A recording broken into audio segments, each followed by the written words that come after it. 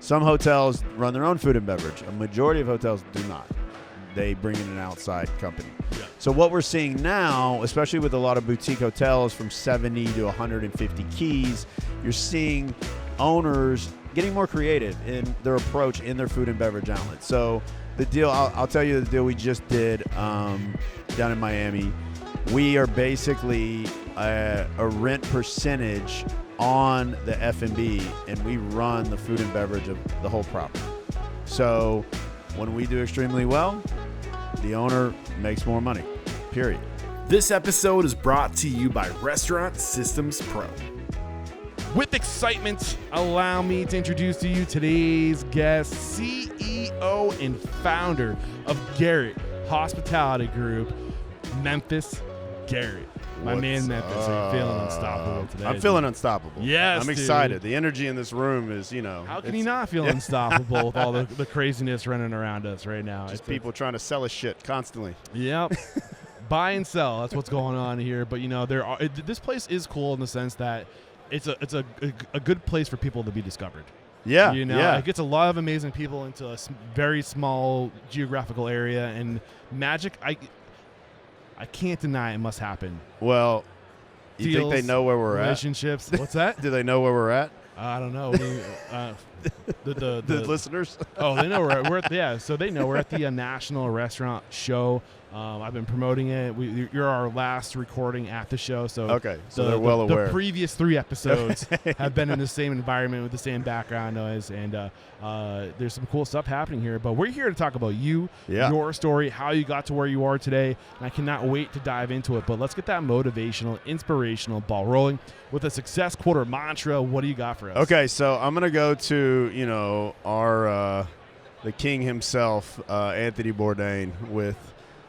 The body is not a temple; it is an amusement park. The body and is not a temple. enjoy the ride. So why is that your quote? Why is so that? For me, it's this industry, and when you own your own company and you work in this industry, it can be so stressful, so encompassing, and makes you question what you do.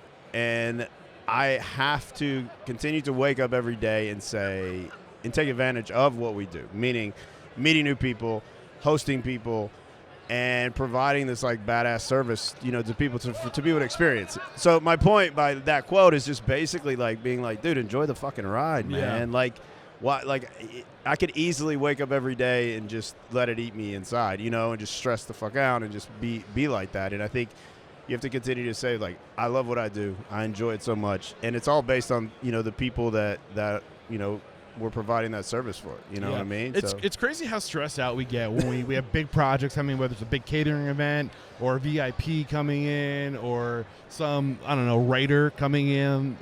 We get so stressed out. Yeah. And at the end of the day, it's why?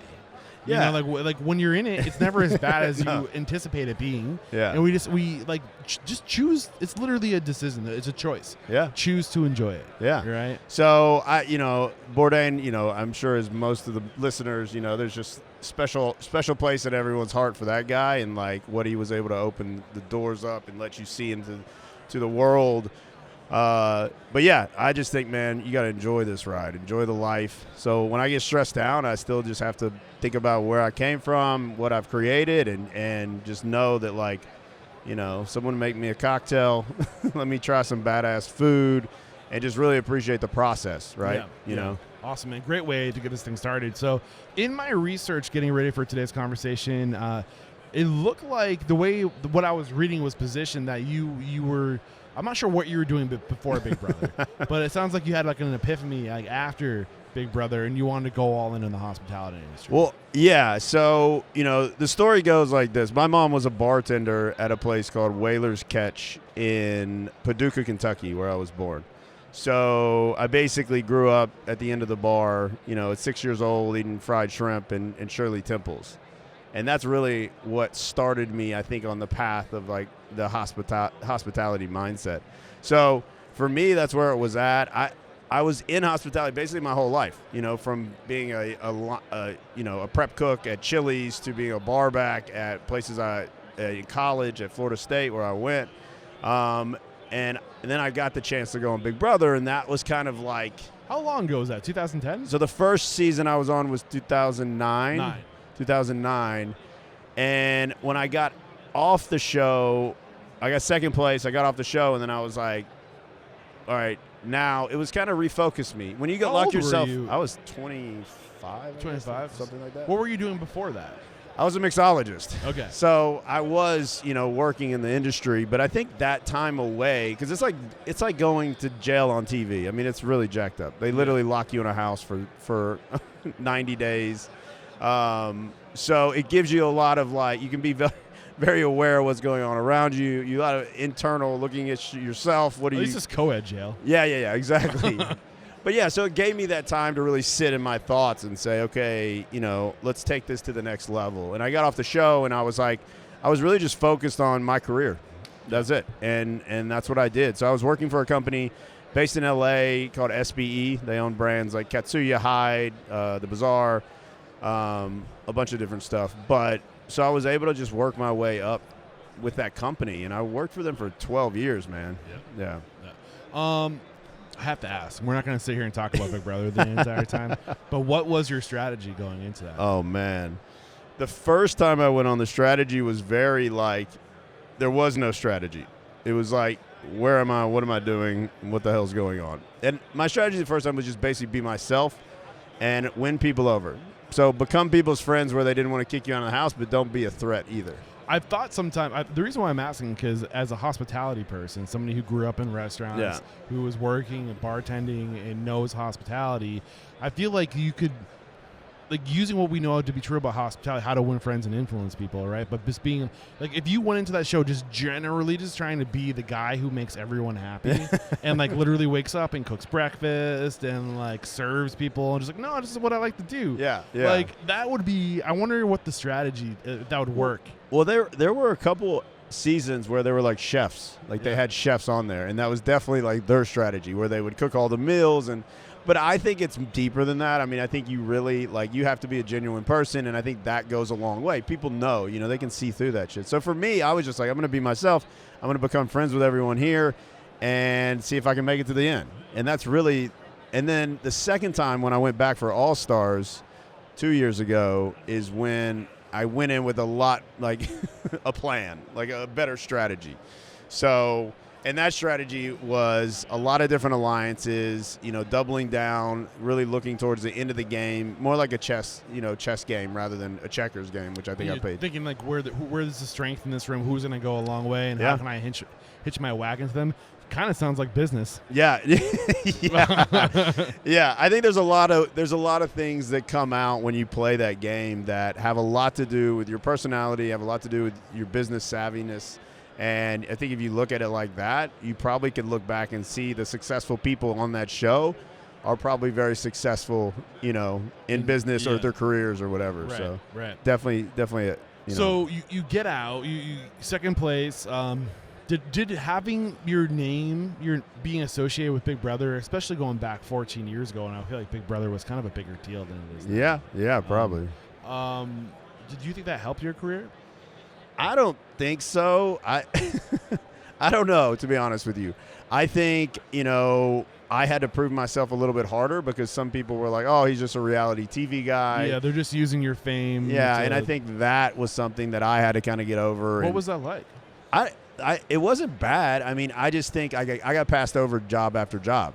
There were a lot of times where I didn't get the job that I wanted, that I was applying for and trying to move up. And I don't know if it had anything to do with the TV aspect that I was on, or maybe I was just a young kid and I didn't know I shouldn't have had that job anyway, and I kind of took it like that where, you live and learn and you continue to grow and learn. And my whole goal was to always open my own restaurants. So for me, when I worked for another company, I wasn't in any hurry to get out of working for that company. I was there with the mindset of, hey, I'm going to learn every position. I'm going to learn everything I need to know. And I'm going to ask as many questions as I humanly can. And I did that over 12 years. And eventually you found SBE, hospitality. You were there for over 12 years. Yeah. What did they see in you? Why did they give you an opportunity where others wouldn't?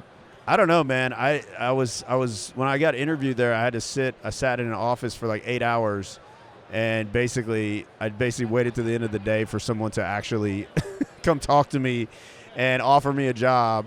And I got that job, and it was a busser. I mean, that's literally how I started. And I was willing and able, and a lot of, there were times where I remember my old boss, who was my mentor for a really long time, like he told me this like years after it happened. I was like, hey, I want to be a manager. Like, I'm already this mixologist. I work at one of the clubs. And I was like, I really want to step up into a different role and learn. And they basically, him and his boss basically offered me a job at like $40,000 a year. And he's like, well, this is what you would be making. And I was making more as a mixologist in LA, like a lot more. Oh, yeah, at least. So, sure. so I was like, I'll take it. And they were shocked. So it turns out like 2 years later, we were at Thanksgiving together, and they actually told me, they were like, we actually told you that number thinking that you weren't going to take the job because we didn't want you to take the job. Oh my God! But that kind of, I mean, a good thing it did work out, because they immediately started, from like what I understand, like what was like. You tell the story. I don't want to tell it for you. Yeah, no, I mean it was what I always tell people when I speak to kids in college, and especially at hospitality schools, is like, find a company that's growing fast. Yes. And then that's a way that you're going to have way more opportunity than a company that's been around for years. It's really hard to work up the ladder. There's people been there for 20 years. It's like, that's tough, man. I mean, you can work, your whole career and not get the opportunity. If you're working with a fast-growing company, the chances of you being able to go and grow quickly are so much higher. I was able to do it because I kept getting passed over for a job. Like, I was like, oh, I want this, I want that. Turns out I finally, got the GM roles because they just would go back and say, well, fuck, at least we trust Memphis. It was that's more a like, big part of it is trust. Yeah.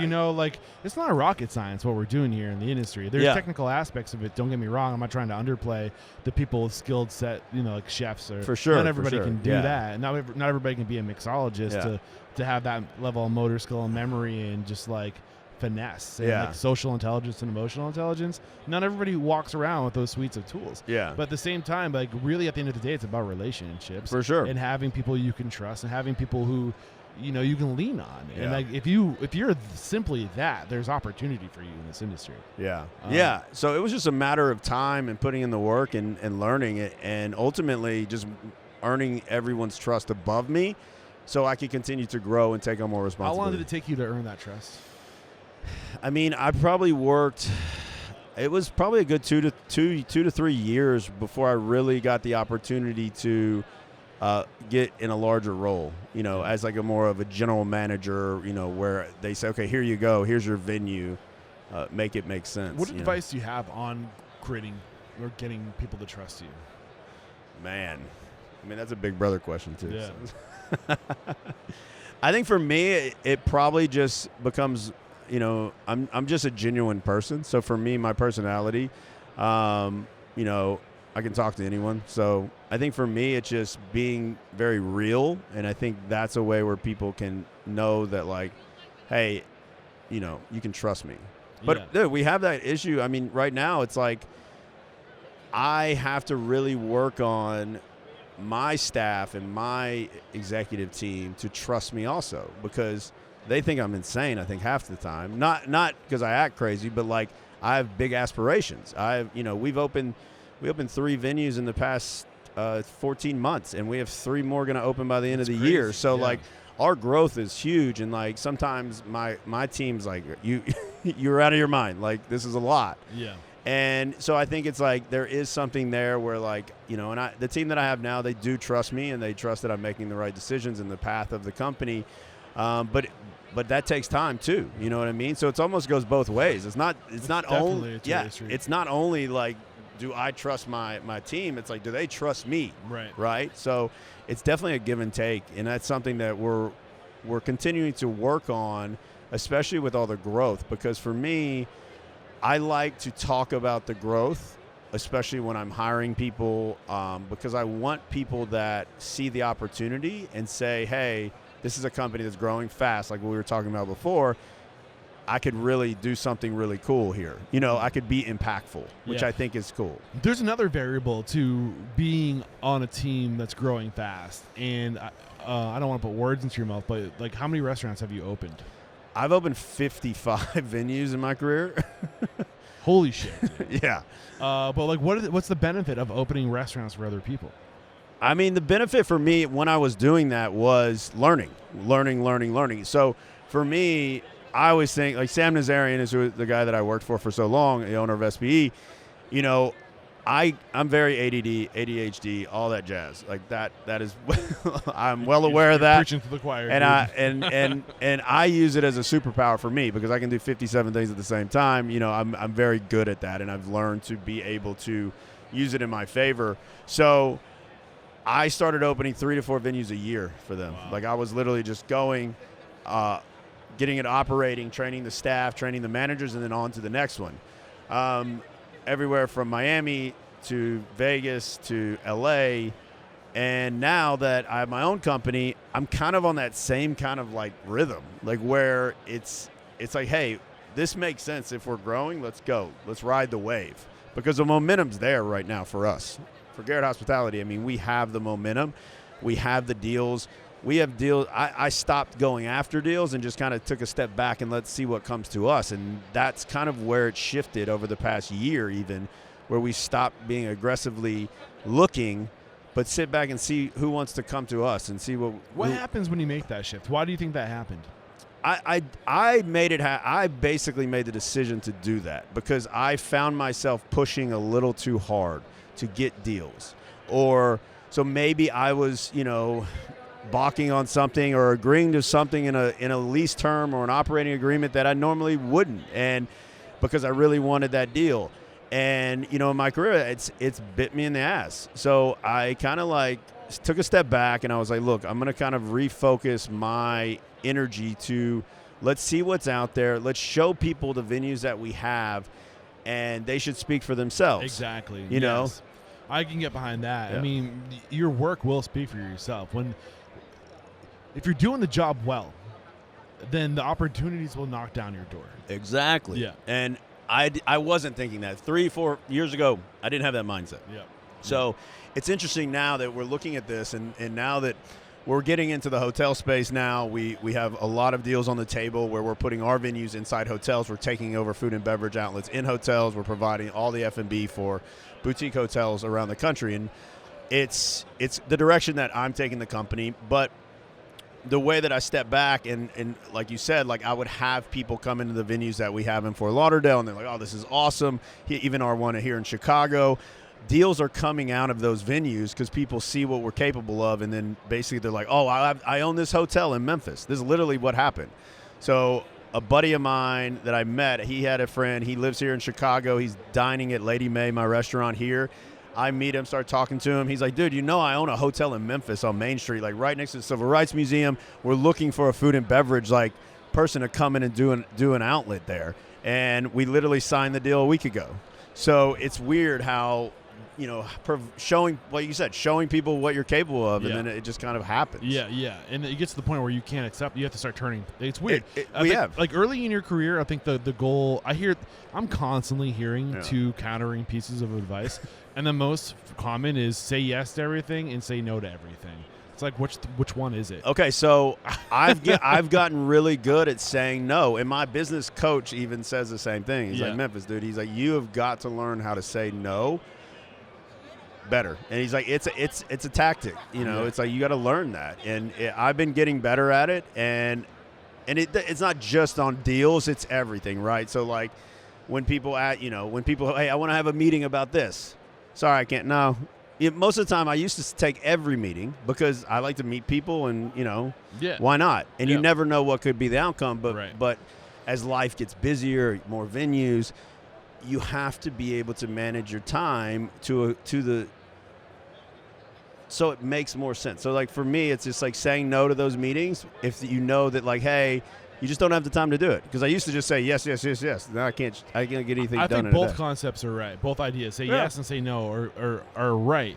But there's a different variable. It's like there's another variable. It's like at what point of your life? Early in your life, say yes to everything because you're trying to figure out what it is you want to do for the rest of your life. Yeah, maybe it's a timing thing. So there's like just say yes and like figure it out. But as you figure out your lane and your purpose and your, like whatever it is you're meant to do, you need to start focusing your yeses to the things that make sense, like a Venn diagram. Like, is this yes aligned with what I'm trying to do? Is this going to move me and my business forward, or is this going to prevent us from doing what we want to do? So I think it's one of those things that's like the answer is yes, but like over time you have to get more selective. I think as your career, I think as your career progresses, there is probably a moment where start saying no more, start saying, or maybe be more selective in what you say yes to, and maybe a little bit more thoughtful in what you're meeting about. What is the actual, I don't like to really look at it as like, oh, what can they do for me in that mindset? But there is some kind of theory behind that where it's like, hey, does this meeting make sense, or does it align? Well, another saying I love is everything you say yes to is something else you have to say no to. So be mindful of what you're saying yes to, because you might limit because you can only do so much. So if another thing I've heard that I love too, if it's not a fuck yeah, it's a hell no. That's true. That's a good one too. And I think that the excitement behind that, I think, goes a long way. And I think I'm full of these one-liners. Yeah, it's 1,000 episodes. No, it's interesting. It's like there is like this element where I said no to this hotel deal in Miami and South Beach, and it's happened like it was so quick. It didn't make sense. I didn't like it. I didn't have a good feeling. I just went with my gut. And sure as shit, man, 2 days later, like another hotel came on with these other owners that we really like, and like it just made so much more sense. And it just like it's weird. If I would have took the first hotel deal, I wouldn't have even looked at the second one. So traditionally here at Restaurant Unstoppable, I try to stay pretty glued to the timeline. It's just kind of in my mind how I can like organize everything, but I've gotten some constructive criticism recently that like people start going down a path and I pull them off of it because I want to stay to the timeline. I think you need to have to go timeline, otherwise you're gonna get lost. But I'm gonna get a little creative here, and I'm gonna respect the timeline, but we're gonna get into the future. Okay. So we're gonna get into a current time, because you're talking about hotels, right? Yeah. Why hotels? What approach is it? A management deal? Is it like what is the structure of that? So what is the benefit of what we're seeing hotel owners, or what I'm seeing in my life right now, hotel owners looking for more of a partnership rather than a management deal. Got it. So kind of what we're seeing a lot of, and we're going to the table with a lot of these hoteliers that basically they don't want to do a management deal. They've been burned in the past. There's always someone better. It's a constant like give and take. What is a management deal? A management deal basically means that the hotel and the ownership of the hotel that owns the asset are putting up all the money to run the operation, all the food and beverage. Now these hoteliers, they'll basically hire a management company to come in, and they will manage the F&B outlets in their hotel and take a fee. So all of the expenses, everything's still owned and operated by the hotel, but you have a company that would come in and manage those properties. Some hotels run their own food and beverage. A majority of hotels do not. They bring in an outside company. Yeah. So what we're seeing now, especially with a lot of boutique hotels from 70 to 150 keys, you're seeing owners getting more creative in their approach in their food and beverage outlets. So the deal, I'll tell you the deal we just did down in Miami. We are basically a rent percentage on the F&B, and we run the food and beverage of the whole property. So when we do extremely well, the owner makes more money, period. And so that's the structure that we have. But we own all the we operate it like it's our own, because it is our own. Why do you like that model? I like that model because with a management deal, say we got that same deal with a management deal, I'm making say 5% top line and a kicker on the bottom. Okay, that's great, but the hotel has the upper hand. If they, if something goes down, that the relationship gets severed, they can easily just kick you out. So, and you don't own in the brand, you don't own anything. You're just basically an operator for someone else. So what we've been able to do is basically take our brands and put them in hotels. So we own the brand. We basically, it's almost like a licensing lease deal where we take our brand, we put it in a hotel, we operate it, and we don't take a fee because we make the profits. Yeah. But the landlord and the owner of the hotel makes a guaranteed money. So it's less risk on their end. Where'd you learn about this approach?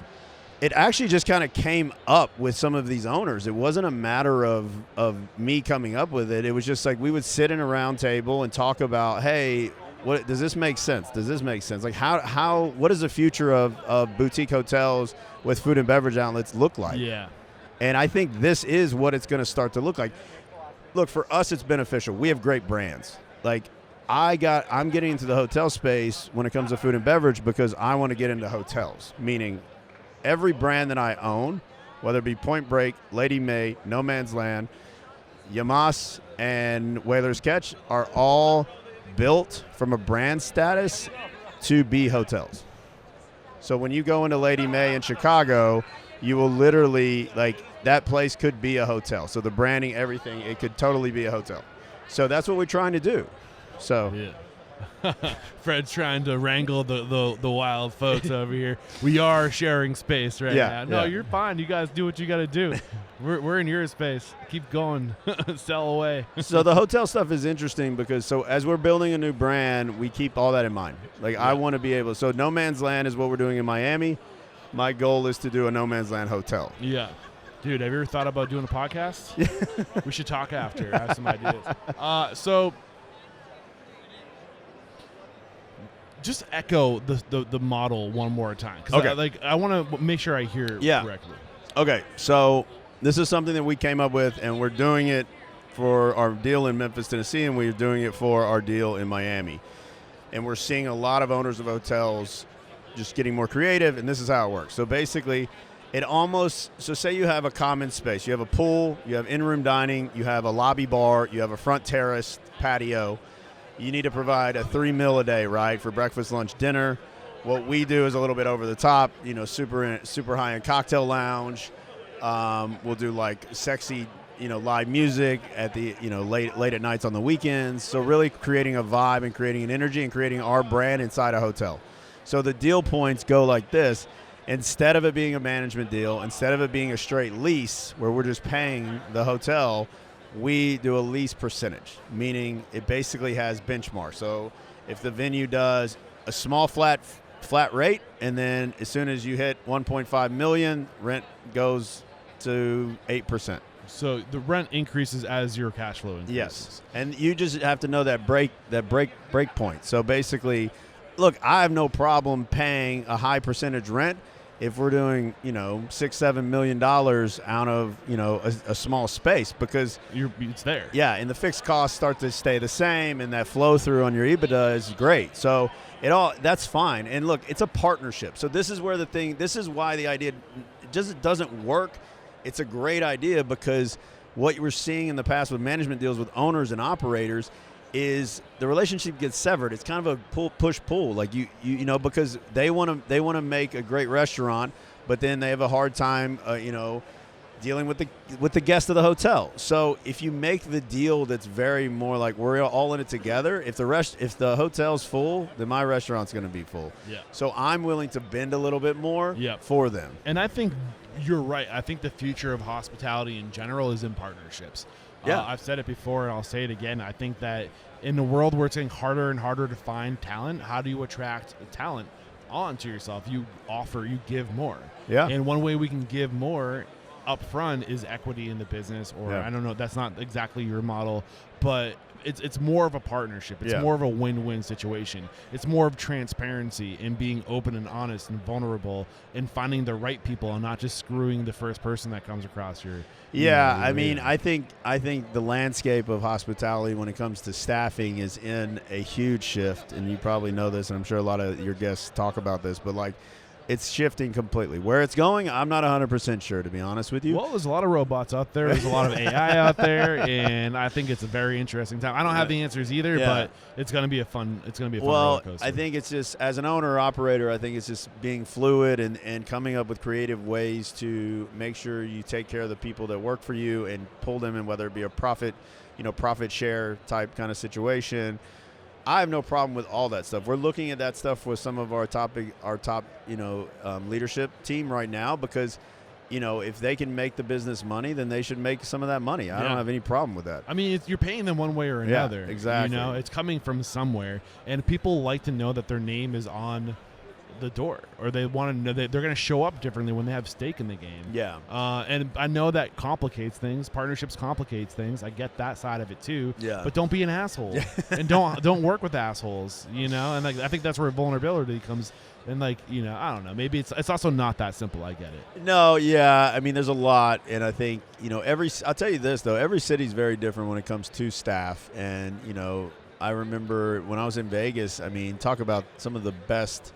So some of the top-tier operations, staff, barbacks, bussers, it didn't matter, man. They just, they have some rock stars out in Vegas for sure. Yeah, right. It's every market's not the same. For yeah, sure. no, college totally towns. Different. Yeah, good luck. Right. Okay, so back to your timeline. So you're working for SBE Hospitality. You're traveling the country. You're opening restaurants, and the game of opening restaurants is not the game of running restaurants. Yeah. So I think if you really want to be a restaurateur, you got to go work for a company like SBE Hospitality that's growing fast, so you can go out there and be a part of the opening team, right? Yeah, yeah. Maybe, and there's so many different technicians necessary in the restaurant industry. You got the chef, you got the mixologist, you got the front of house, the operations person, but the opening professional is something that's not spoken a lot about. The person that goes out and like the culture carrier, the person that primes that restaurant with the right culture and systems and goes on and does the next thing.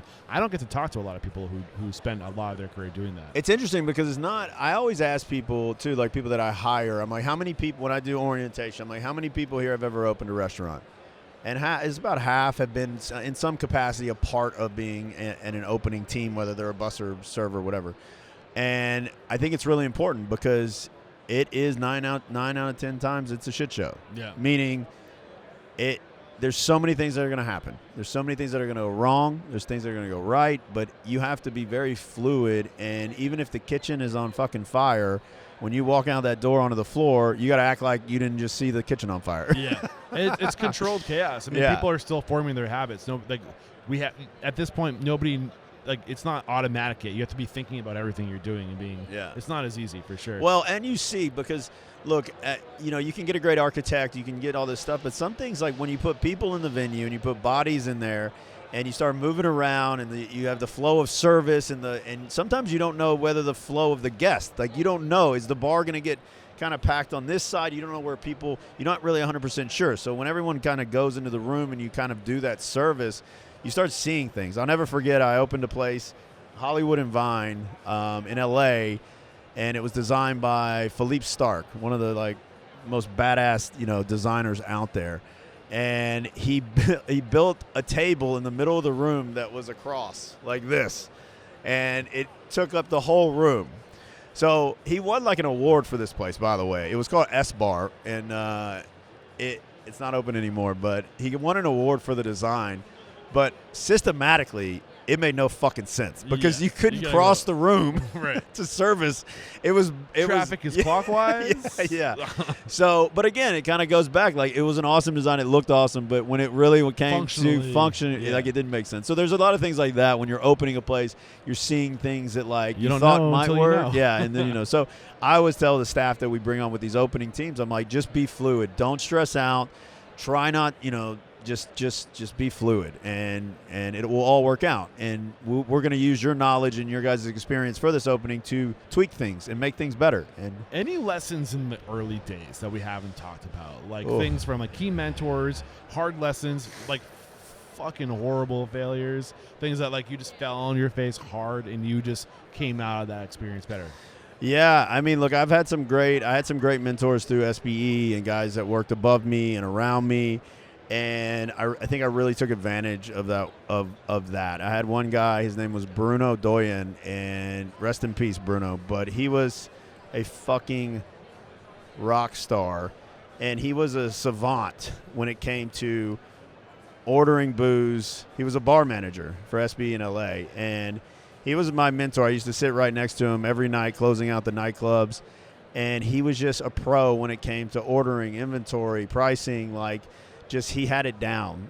He could literally tell you exactly how many point of sales you're going to need, where they're going to go, how many bartenders that are going to need to be on. I mean, it was just he just had it ingrained in his brain. But he taught me so much. I can't even, it's insane. So there was a lot of that there, and there was a camaraderie there where we were growing this company for Sam, with Sam, and everyone was kind of like on that path.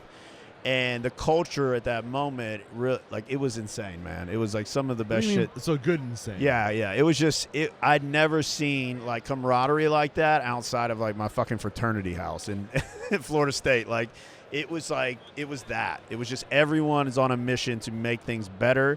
And everyone was willing to work their ass off to get there. So that was a really cool thing to see and watch. And I don't know if it will ever be mimicked again. I think it's kind of time and place. All these people now own their own places, or they're super high up in bigger companies. So I think it's always that's kind of the benchmark of like the goal, right? How do you create culture like that we had in those moments in LA? That culture was is insane. So what do you know about creating that culture? Are you trying to recreate it? Have you had success? I think that's the goal, is to recreate, and that's the benchmark that I have of that time and place to kind of shoot for. It's been difficult, man. I mean, I think. How long was SBE around before you joined it, and that was at that point? When I started, they had 3 venues. When I left, we had 133. Wow. So how many people? The 3 venues when you started with them? Were they around for years, or like a couple years? Yeah, I think a few years. I think Hyde on Sunset was like the original Hyde, small little nightclub. So that one's still the brand's still around, but that club's not around. But they were around for a couple years, and then I mean, in LA's a weird market, right? Things turn over very quickly. So you have a shelf life for a nightclub's about 3 years max. We end up closing it down and remodeling and calling it something else. And that's kind of like the business model there. Well, I just the thought process I had was that it takes time to build a culture like that. Oh, yeah. It's having people that embody your core values, your vision, your mission, live it every day, and they carry that shit, and they inject it into other people. And, yeah. I mean, from what I can tell, your restaurant group has only been around since 2021, because you had restaurants you started opening in 2016, but they aren't associated with what you're doing now, right? No, so the first restaurant that I did was 2000 on my own was 2016. That's when I created when I created the group. Yeah. Okay, so it was I was curious. Are those restaurants still going today? Yeah, there's one. We rebranded. It's called Point Break now. Point Break. Got it. So now is actually a great time to thank our sponsors. We'll be right back to talk about why you left SBE and what your strategy was moving forward. Doing great, man. You enjoying it? Yeah. Awesome. You ready to come back? Need more time? Do you use the bathroom or anything? I'm good. All right. We're back. So you were on Big Brother 2009. That was a year. 2010, you're committed. You're trying to find people. You're bussing tables. You're climbing the ladder. You're now went from busser to opening manager. And at what point are you like, I need to break off? And I think it's important to point out that you did all these openings in 5 years. Yeah, it was hectic, and it was a wave, man, and it was awesome. I loved every minute of it. Yeah. I mean, it was adrenaline all day long. Waking up, working on new projects constantly, working on multiple projects at the same time. And the energy in an opening restaurant is special. Yeah. And it's very engulfing of your life. Like, I mean, it literally takes over your life, So that's kind of like, I opened the place on Mammoth Mountain in a ski resort. Like, it literally, you could ski up to the bar. That's cool. And I lived there for 3 months. Anybody ever crash into the bar? No. But they literally, I'll never forget this. We closed one of the clubs that I was running in LA, and they called me and they're like, hey, we want you to pick 20 staff members, and we want you to take them to Hyde Mammoth Mountain and open a place and all live there for 3 months. We literally caravanned up. I was supposed to be I was the manager. So I literally go up to Mammoth Mountain, like the resort, and we go and meet with the HR team there, and she hands me 2 keys, and she goes, here you go. This is where you guys are living. 2 huge wood log cabins. Nice. And I called my boss, and I'm like, yo, there's bunk beds, and there's like most of these people up here are girls. Like, what the fuck? Like, what do you want me to do about this? It seems. And they're like, it ain't on my. They literally said, they're like, well, that's their problem now. So you guys do whatever the fuck you want. Their problem being the resort? Yeah. Because we weren't technically employees of SB at that time. We were employees of the mountain. And needless to say, there was a lot of debauchery, and it was a good fucking time. I'm sure. We don't need to get into the details of that, but maybe after or over a beer, you can tell me some stories. Yeah. So when you leave, what are you thinking? Why did you leave? In my mind, I see a company. I'm not looking to speak ill of any organization or whatever, but you see a company that's growing so fast, opening. Why not grow with that company? Why not have that company invest in you and your visions and become a partner? Was that something that you considered, or was it not on the table? Look, I think when I left SB, it was a big decision. I'd been there for a really long time. The company was still growing. There was a lot of opportunity continuing to be there. And I'll tell you, it was I had my son. So my son River was born in 2015. Is this because of the resort? Just kidding. Oh, no. He was born in Vegas. So I had him, and honestly, to that day, like after I had my son, it was always on my mind of, okay, I can continue to work for a company, I can continue to grow and make money, but I'm never going to get equity in this company. There's no way in hell.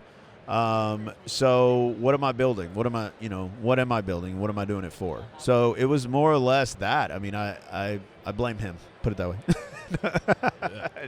No, I get it. I mean, your world changes when you have kids. Yeah. Your priorities change, and I think it's a testament to your values. So I mean, people thought I was kind of crazy because I literally just had a kid and I was quitting my job and I was raising capital to go out on my own. And like, they're like, you're out of your mind. Like you, like you just had a kid. What are you doing?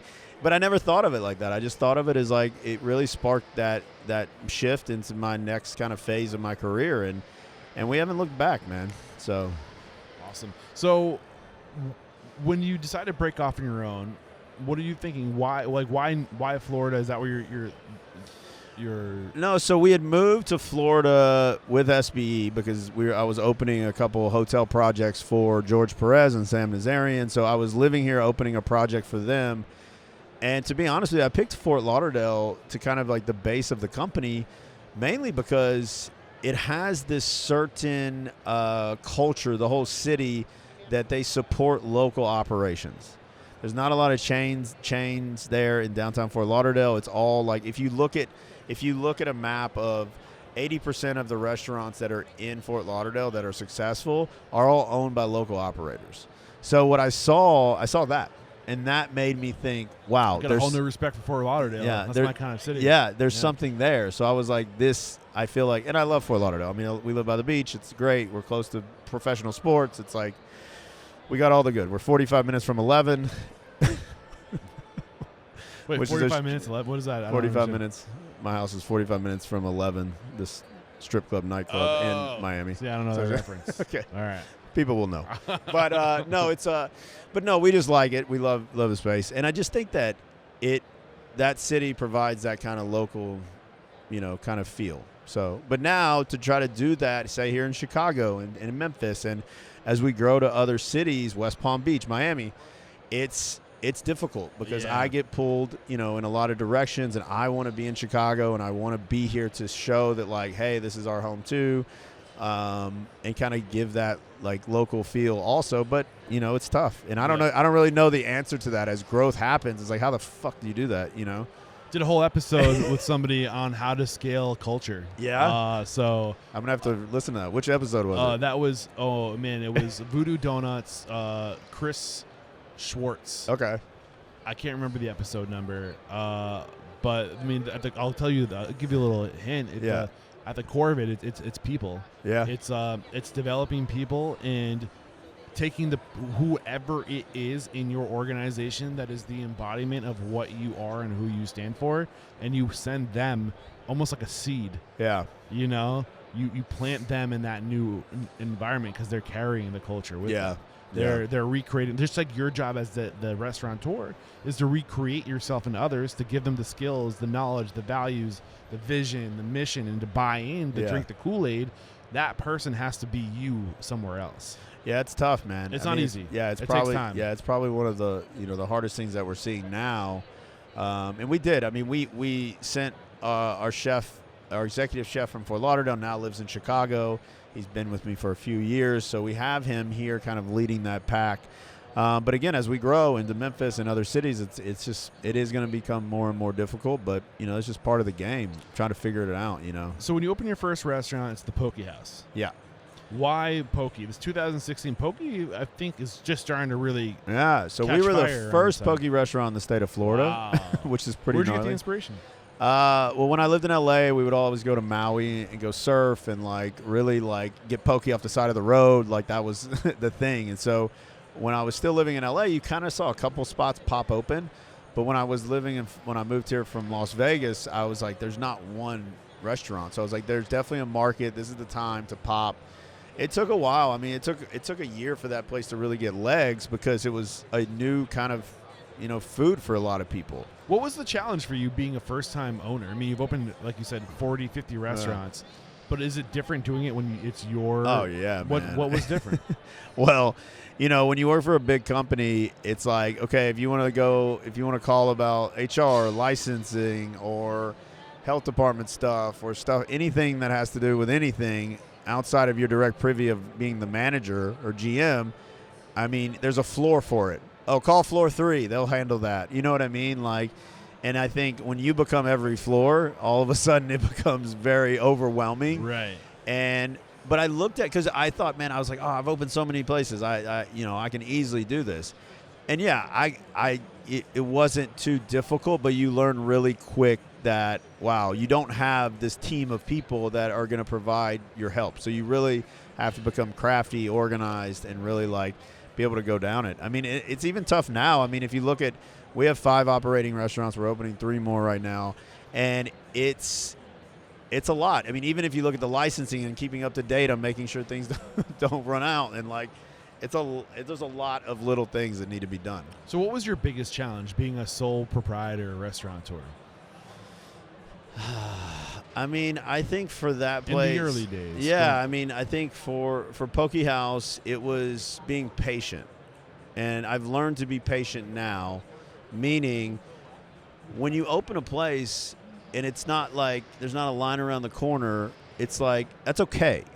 But in my mind, I wasn't sure if that was okay. I was like, oh, it needs to be slammed. It needs to be slammed. That's the only way it's going to work. And it's not necessarily true. So I've had to shift my thinking. But in the first venue that was my biggest concern. How do I be patient with the process? I had to educate people what poke was. People knew what sushi was, but people didn't understand, this fare. So we literally had to educate people. Hey, come in, let us show you. Yeah. So it was a process to get to where we needed to be revenue wise. But what that taught me now. We'll talk about Chicago.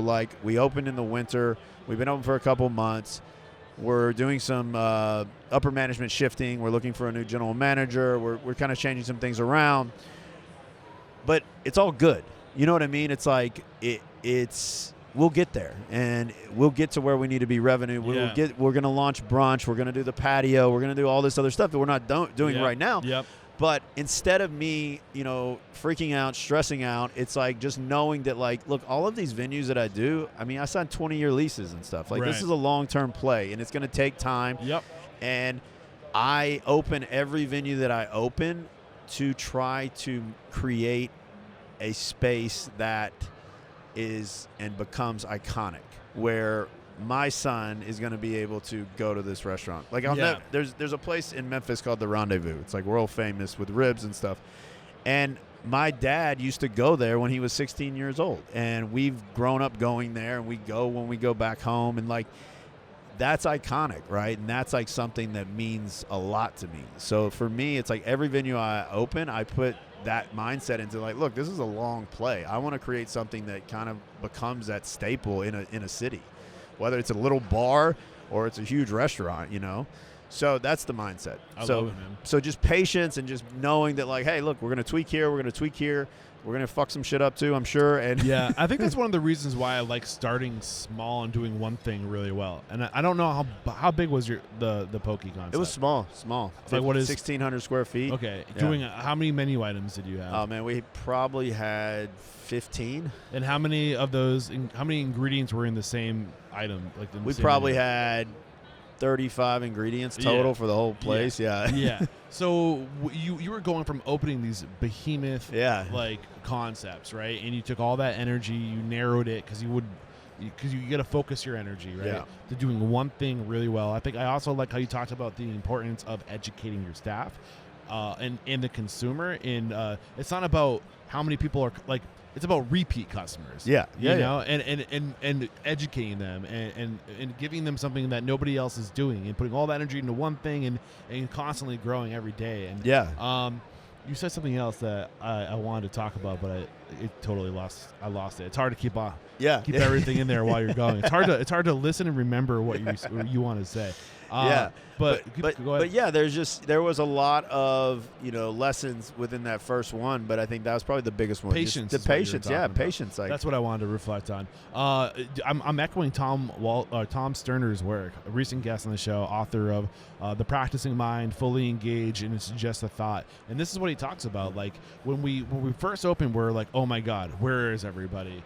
Like, what's going to happen? And when you start small, it's easier for you to scale into that bigger thing. When you have a longer runway when you're smaller, right? Think about like a Cessna 172 only needs like 400 feet to take off. Yeah. Right. A huge airliner needs thousands of feet to take off. So the bigger the beast is, the more runway you need to be able to get going. So the runway can stay the same distance, but if you get a smaller plane, it's easier to get off the ground faster. Yeah. So I just love the idea of starting small. That was probably I'm pretty sure that was pretty close to my mindset of like, hey, if I can do this, like let's start with this one place, small footprint, not a crazy overhead, it's fast casual, it's quick service, it's all raw, so we're not cooking anything, right? So there's, in my mind, I'm like, there's a lot less to fuck up. Right. Like that was literally like my mindset. How can the service be, like, they're building their own bowl, so they're getting walked through what to order, so we're not fucking that up. Like, there's a lot of. You started with a cash cow. Yeah. And I think a lot of people get in trouble because they start with their vision, the thing, like their legacy. They start on day one chasing their legacy. Yeah. Thomas Keller didn't open the French Laundry. That wasn't his first restaurant. Yeah. You know what I'm saying? He fell hard on his face a couple times before he got to the French Laundry. So, like, just don't compare yourself to the top because they got there with persistence and time. Yeah. And that's how you'll get there. Yeah. Start where you can. And I think that's what you did. So 2018, you opened your second proprietary concept, JC&B Juice Bar, which is now Point Break? No. So or is JB&C is still there. It's a local acai bowl, smoothie, panini, just beast in Flagler Village in Fort Lauderdale. I ended up selling that to my girlfriend when we broke up. So I sold my partnership ownership over to her, and it's still there. It's rocking, man. It's a great concept. So any lessons from that second concept that were new to you? That place, I'll tell you, I learned a lot when I opened JB&C, and I think one thing that I learned was, like, get creative with your build out. There's ways to do it cheaper. There's always a way to do it cheaper. So with Poke House, we spent a good amount of money on the build out. We did, we dumped some money into that place, and which is fine. But I think for a single owner, I was like, I need to get better at that. I need to get clever. I need to not.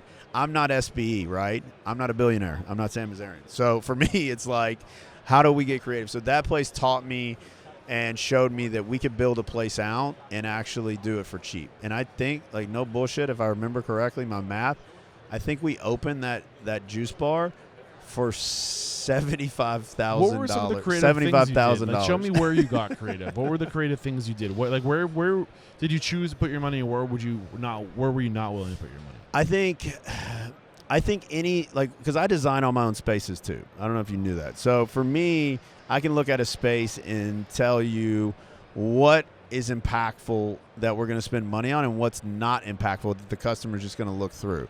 So there's certain, like, vision points and angles where you're like, hey, if we do this bar, this is going to be the centerpiece. This type of bar, this color, this is what we're going to do. This chandelier, these chandeliers back here don't really matter. Make them cheaper, find a better option. There's different elements. Flooring is a big deal for me that I've learned that is not that big of a deal. It's a big deal for me, or used to be, and no one gives a shit. Yeah. We had Stephanie Robson do a business planning workshop.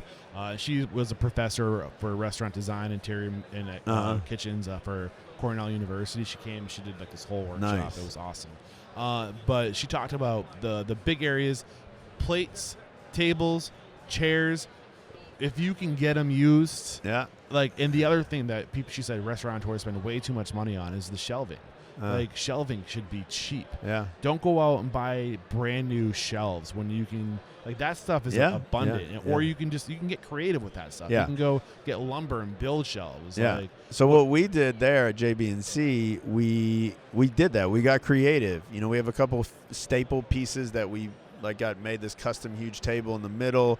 We had it custom made from a local vendor. It was really cool, and we bought old church pews out of this old church that they were tearing down. It's out there. Yeah, and we got them and we whitewashed them, painted them white, and that was a majority of the seating at JB&C, and it worked. And we got little I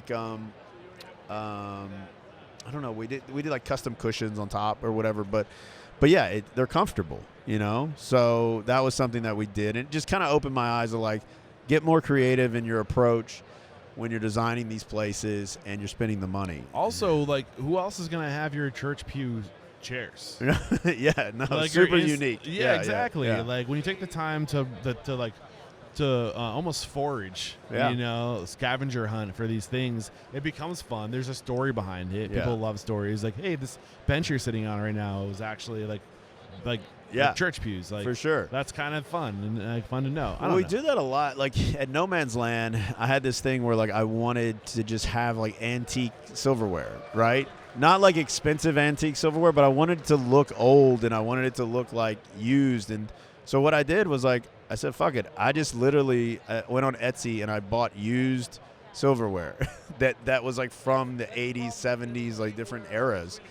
And it all looked a certain way, and we still have it today. So there's not a damn fork in that place that matches, but they're all fucking cool. But who really cares? No, all the shit that we spend so much money for traditionally on fine dining, the white tablecloths, the $100 a plate. You know what I'm saying? Yeah. I'm a big component of all that. At Yamas, we have 15 different chairs, dude. Right. They all look this similar style, but they're all different. Right. And it's great because if you need to buy new chairs and they're out of stock of the ones that you had, it's fine. No one's going to notice the new one that looks completely different. So there's little things like that we've been doing a little bit more. Same thing with glassware. We try, as long as the ounces are the same and the highball, which normally they are, I'm cool with having a couple different types of highball glasses. It doesn't all have to look the same. I think it gives it more character, Yeah, I agree.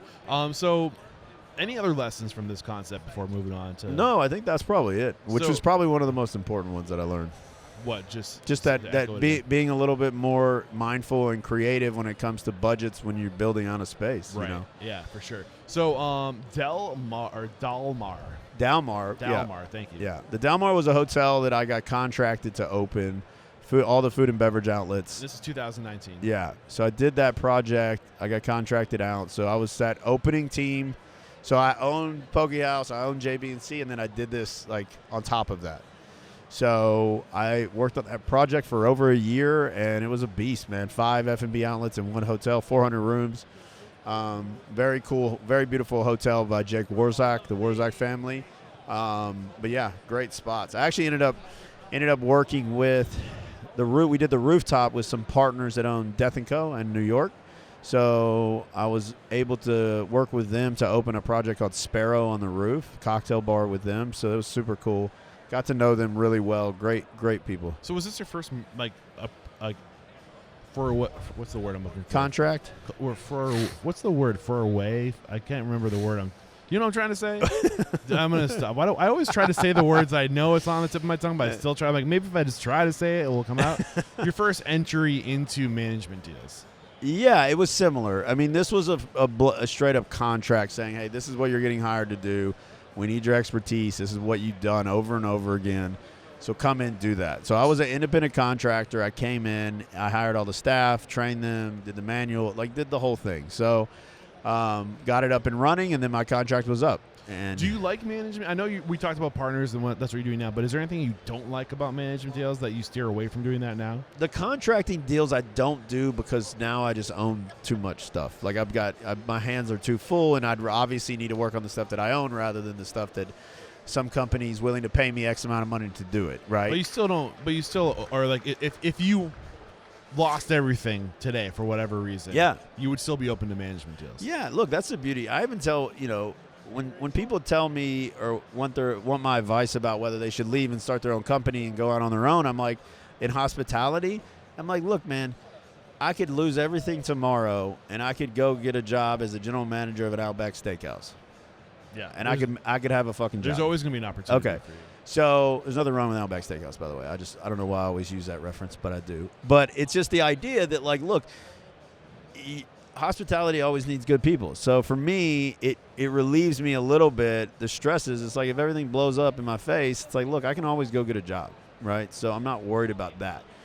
But the contract work is fun, and I'll tell you why. We can get into the reason why I took that contract job and why I wanted it so bad, or I wanted to do it. I find it to be very lonely at the top. And I don't say the top as in like I'm at the top of the game, but like the top as in when you're an owner and you're on your own, it's very lonely. Yeah, you're touching on a subject that's actually like near and dear to my heart right now. But finish your train of thought. Yeah, so it's like when I had this opportunity arise and Jake called me, he goes, "Hey, would you be interested in helping us out?" Like I was excited because I got to sit around a table of like-minded people, executives, owners, and we were able to open this place up together. And I like that camaraderie. And when you don't have that in my company now, I'm building that. Like I have my, I have Susan, I have Deidre, I have the team that's around me that are like-minded. So I'm building that. But at this point, when I only had Pokey and JBC, it was just me. You know what I mean? And me and hourly employees. Yeah. So who are you going to talk to? Yeah. So the reason why this – sorry, do you want to – No, that's it. So that was kind of like the real reason that I was like, I wanted it. And it wasn't all about the money. It was like, no, I just wanted to be around other people that, So we had Restaurant – we still have Restaurant Unstoppable Network. And Restaurant Unstoppable Network was born out of the pandemic because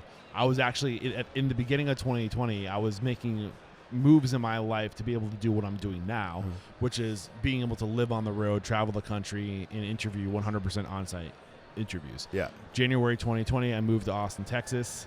They're starting to kick us out. The lights just got dim. I got to make sure the cameras don't need to be readjusted. So moved to Austin. Pandemic happens. I can't travel. I moved to Austin because it was in the middle of the country. I could get to either seacoast in like a day. Yeah. That obviously didn't happen. But anyway, the pandemic starts the network because I'm in one spot, and I've always had this vision to start community around Restaurant Unstoppable. And for the longest time during the pandemic, we're doing live workshops, live lectures, and those live workshops and lectures became the podcast. So it was kind of how I pivoted and adapted to the pandemic. And we were growing. We got up to like over 200 people on the network at one point, which is a pretty good amount of people that are coming together, sharing knowledge and supporting each other. But then I started to miss what I always wanted to do. 2022 is rolling around. The world's back open again. And I'm like, shit. I'm trapped in all these digital events. And really what I want to be doing is hitting the road, sitting across the table from people, being in their restaurants. And just like, that's just me. Yeah. So I dialed back and I said, I'm still going to do the network, but I'm going to do less live events. And what I ended up doing was Coffee with Eric was one of the things I did for, cool. I found out this is a really convoluted big circle. I'm finally getting around to it. But what I realized was I felt guilty because I didn't feel like I was giving people what I had started giving them. The live workshops, access to my guests, Q&A, and all these other things.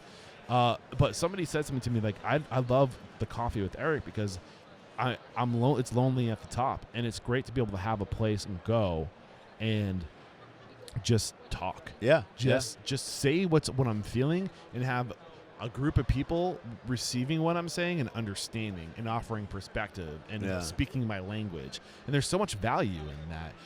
And I didn't realize it until I was on a phone call with Kyle and Sarah, who's another restaurant business podcaster, Closed Mondays. I don't know if you're familiar with this podcast. I'm not sure. He's doing a great job. And we were just talking.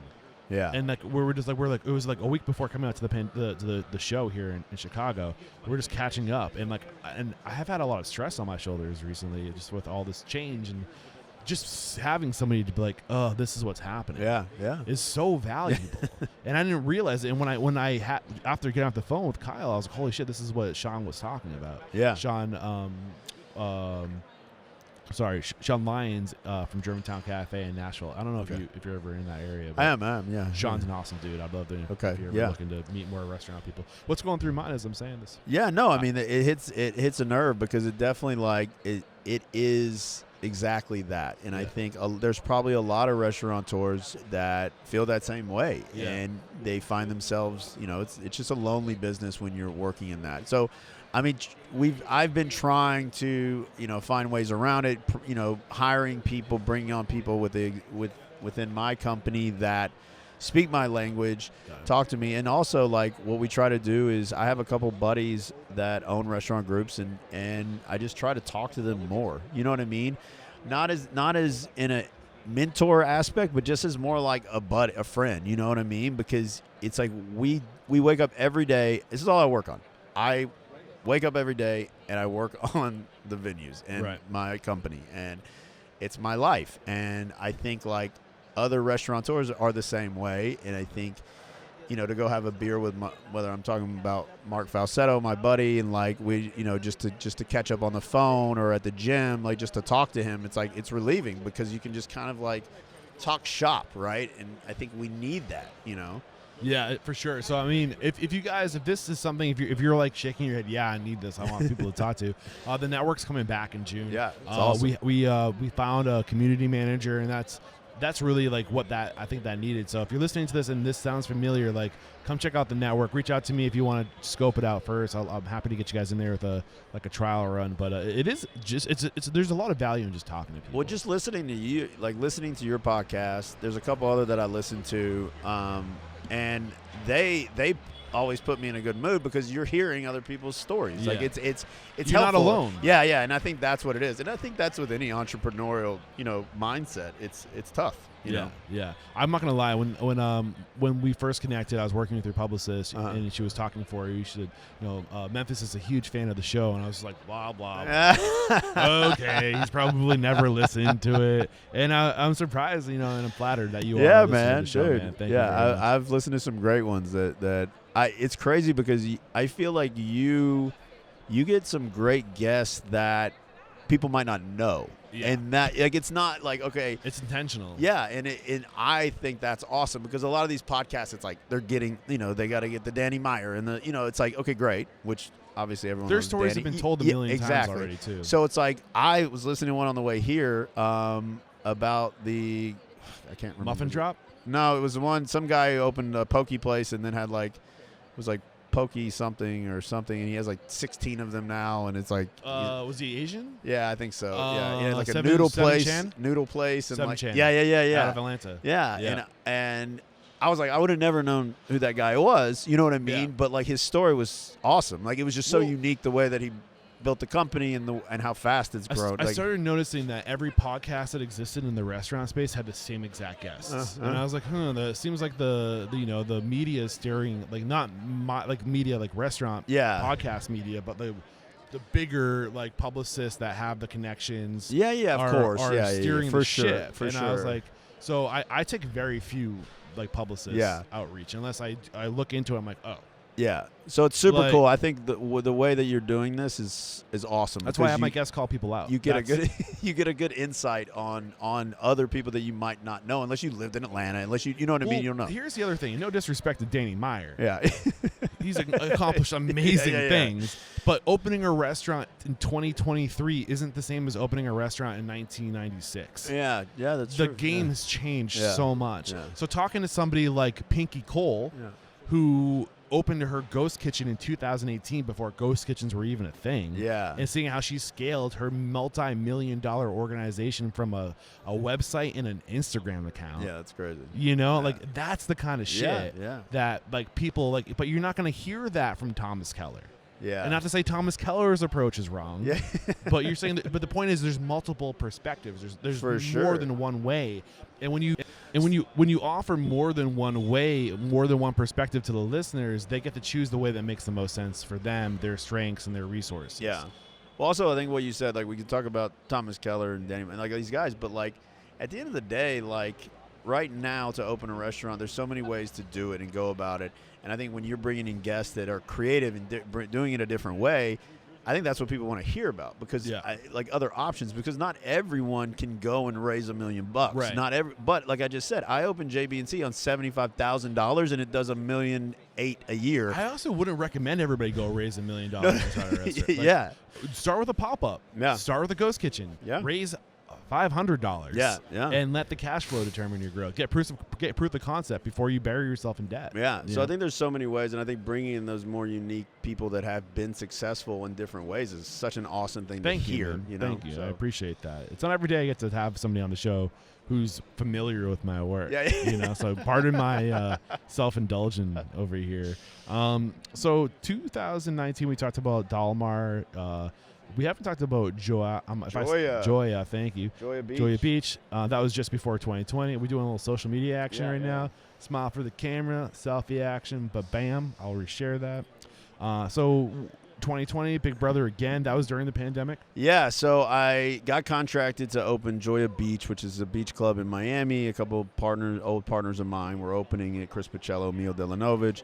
And so I jumped on that project, another opening. That was one of the hardest openings I've never done. And I always say, you think after so many that they'd be pretty easy. It was a protected piece of property, piece of land on the water. We couldn't run plumbing. We couldn't run, it was crazy. We had to build an off-site kitchen, like crane it in to the sand because we couldn't push it on the sand. Like it lifted up. We had to close the MacArthur Causeway to do this at 5 a.m. Wow. And, you know, there's a $100,000, $150,000 kitchen, like 100 feet up in the air. Like just hopefully it wasn't windy. Yeah, it was gnarly. But just the whole process of creating that beach club and the full kitchen and running water and like how everything had to be off pumps, and it was nuts, man. It was crazy. Super successful. Did really well, still open now, but another contract work kind of opening, and, you know, I love to do that shit. So, but did that, and then same time, COVID hit, crazy, shut everything down, and then Big Brother called again. And honestly, I would not have been on that show again if it wasn't because of COVID. That's one way to quarantine. Yeah, exactly. Yeah. So it was kind of like, hey, like, I mean, everything's kind of closed. Shit, I might as well. PR stunt for you too. Not to say like, you know, I'm gonna call it a stunt, but at the same time, it's like, you know, like you're trying to drive business to like your brands. Yeah, you know, no, like there's something you've said from about that mindset. It definitely, you know, helped, and definitely a lot of recognition. And it's something that like I'm kind of just in it now, to be honest with you, because I keep asking my publicist of like, hey, at what point does a headline not read Big Brother All-Star opens another restaurant? Like, when does it just become Memphis Garrett, the restaurateur, opens another restaurant? I don't know if I'm ever going to get that away from my title, but I think it's just there. So sorry to bring it up. Yeah, no, it's all good. I brought it up to her, and she's like, just you might as well just write it at this point. It's catchy. Yeah. It catches attention.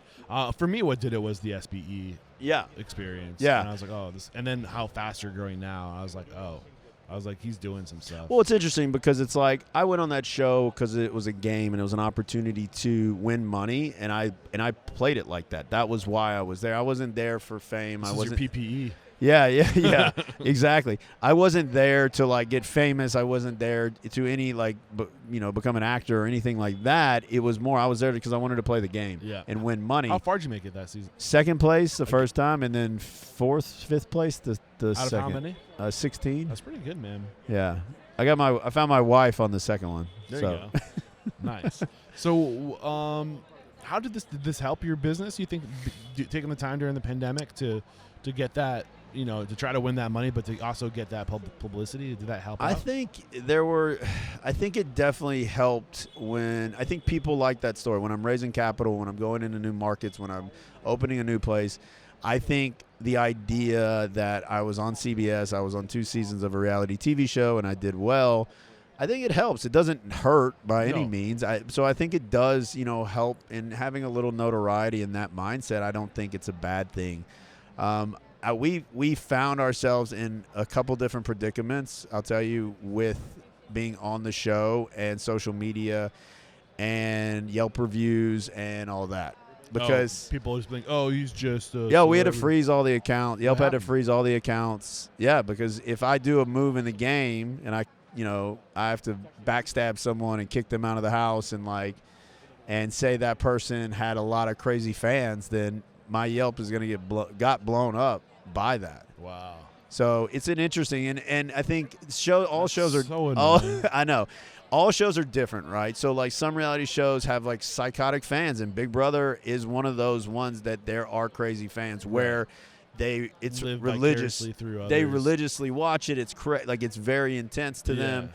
So we saw it, and, like, they had to freeze all the accounts. It was nuts. And I didn't know it was happening because I have no when you're in the house, you don't know. I'm just trying to play a game. Yeah, and you don't know what's going on in the outside world. So it was just my team when I got out. They're like, "Yo, we have to tell you this. Like, all the accounts, Yelp had to freeze them all because we got after one of the shows on a Thursday night, we got 79 1-star reviews. Oh my gosh! Like people what the fuck, suck, dude? It's I hate that companies like Yelp can have that much power over your success. It's frustrating, man. We need to decentralize. I don't know. Yeah, look, it's all a game. It's all a business, right? Google. It is. I have my own thoughts on all of that. And what is it? Look, this is my theory. It's like if you have a place that has 5,000 reviews and they're all 1 stars, that place probably sucks. It's probably not very good. But also, any place that have 5,000 reviews and they're still in business, something's off, But my point being is the truth will come out over time, right? I got you. But I don't like the idea that now it's a business, and they basically built this app. They try to present it as this is good because we help people find food, and then all of a sudden they're like, okay, well now you have to pay. Now you can all this jazz. And that's my theory, and I think it's gotten better, to be honest with you. I don't think people are on Yelp as much and Google as much and reviewing as much.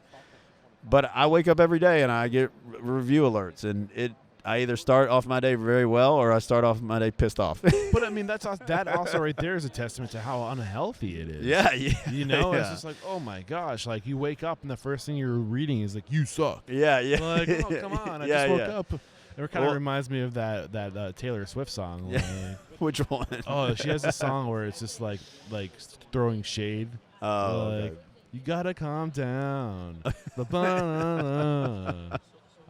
Anyway. So yeah, it's tough, and I give credit to my chefs like Gaston and Chef Austin and Shane, and chefs are they cook and they plate it and they put it out there for everyone to fucking judge, and that's crazy to me. It really is. If you really look at the emotional mindset of that, it's pretty gnarly.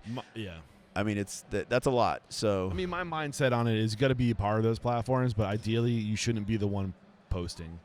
Some people will say no, it needs to be real. It needs to come from the person. And I get that hits harder, but at the same time, you can't expect it to be everywhere. You can't expect to. And this is what I've learned.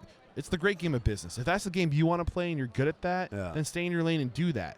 But don't ever fucking tell me that everybody in the world has to do that. Yeah. If we live in a world where everybody has to do that, then I don't that's not a diverse world. Yeah. You know what I'm saying? Yeah. Some people are good at it, some people aren't good at it. If you're not good at it, have somebody follow you around and share your story for you. Yeah. And I recommend not being plugged into the comments because it's not going to be good for your mental health, and we were never meant to have that much people coming at us. It's a very and it comes off. And again, I think there's a way to. Well, first of all, people hide behind their computer, right? Because I'm a big component of telling my managers and coaching them to being guys, Over here dropping F-bombs and he's talking with the clients. I'm proud. If someone's having a bad experience in the restaurant, you should know it. And you could probably see it. If you're in tune with what's happening in the restaurant, you can see it on their face. You can see it on, But weirdly, guests won't say anything. Yeah. But then they go home and then they say it, and it's like, what the hell does that help? Right. That doesn't help. Well, that's one of the reasons why I love Ovation. Are you familiar with Ovation? Zach Oates. So one of my past and current sponsors, and this I'm not saying this just because they're a sponsor, but it's a customer feedback. And it just gives the customer an opportunity to give you feedback before they take that message home and blow it up online. It's like a way to get in front of it before. Yeah, we do that with 7 rooms too. So we send the email as soon as they leave, so they do it. So it doesn't have to be Ovation. It can be But that's definitely helpful. But it's more or less like, I want them to say something to the manager. I want them to say, hey, this was undercooked. Like, here, let me make it better for you. We can't win over you and win over your experience if you're not saying, hey, I'm not liking this, or the experience isn't as good as I want it to. Yeah. And I think that just goes back into our society where we're going, and how like no one wants to talk to anyone, and everyone wants to just message it to everyone, and we're getting away from that one-on-one. And it's not even, I don't find it confrontational. If I'm at the restaurant and someone's like, hey, like this drink, I'm like, oh, let me get you another one, man. I got you. Like what the fuck? It's fine. Like I'm not pissed, annoyed. Like, you don't like it. You're paying money for it. It's all good. So it's almost like the tone and the way that we go about that should never be like, oh, this person's upset. No, let's make it right, and let's do it with a smile and make, I always find those a bad experience or something happening to one of our guests is the opportunity to build a friendship and create a impactful moment. If you don't have some mess up, and I'll tell you the story of how this kind of came about. I used to run nightclubs in LA, and things would happen in a nightclub a lot, whether it be fighting or this or crazy shit, and I had to kick this guy out one night, and he was just being an asshole. He like pushed somebody or whatever. He ended up being one of our best clients and one of my good friends. And it wasn't a matter of, he was in the wrong, but like we had to go a certain way. And he's like, we're like screaming at each other about dumb shit outside.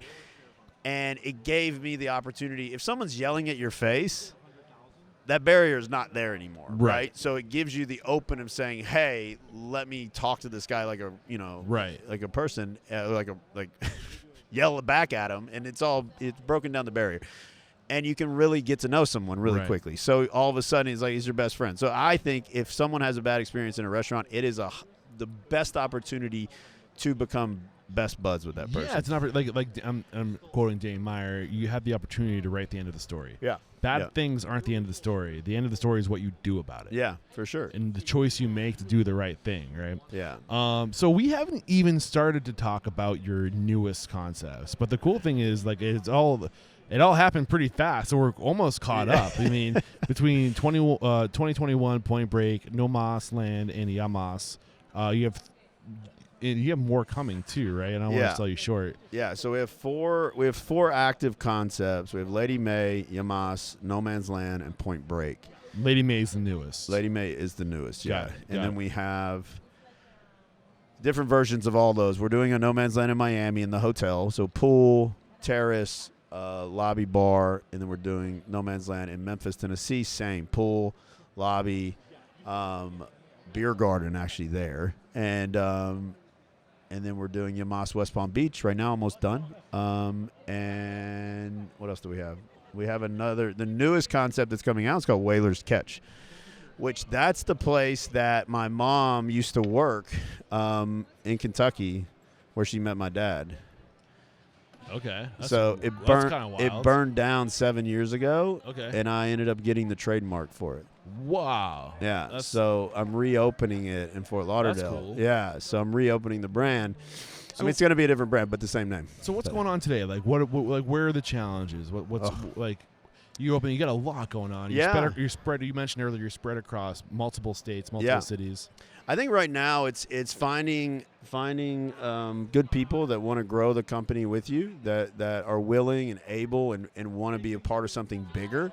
But what comes with that is I try to tell my crew that this is a fucking startup, man. So you got to look at it like that. And that's how I look at it. This is a startup. We're growing. We want to be at, we want to get up to that 50 million revenue mark. That's where, we become very, people start looking at us when you start getting up to those numbers.